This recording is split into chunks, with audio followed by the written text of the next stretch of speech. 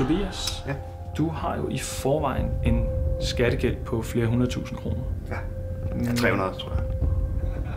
Men du har også i forbindelse med dit tv-program brugt helt ufattelig store summer på absolut ingenting. Jeg vil ikke sige ingenting.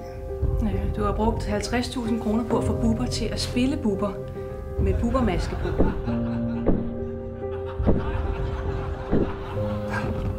Det er virkelig dumt. Synes du, det er sjovt, det her? Lidt. Lad os tage et kig på dine månedlige udgifter så. Ja, vi har først en post, der hedder Jokes. Og det dækker så løn til de 6-7 komikere, der skriver dit manus hver uge. Ja. 2200, det er ikke særlig meget. Nej, men det er også en chance for dem. Godt. Børnepenge, 8.800 kroner. Ja. Optræder meget i Jylland. Men så kommer vi til masker. Ja. Håndmalede masker. Ja. Det bruger du 60.000 kroner på om måneden. Det lyder sgu meget rigtigt.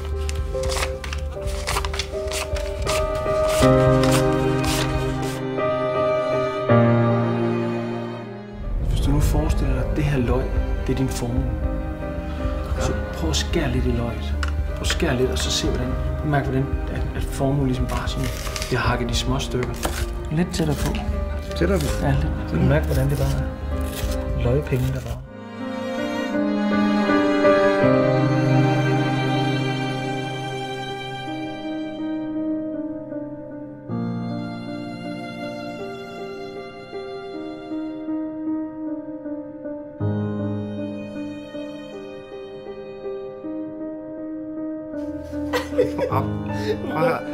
Prøv at høre.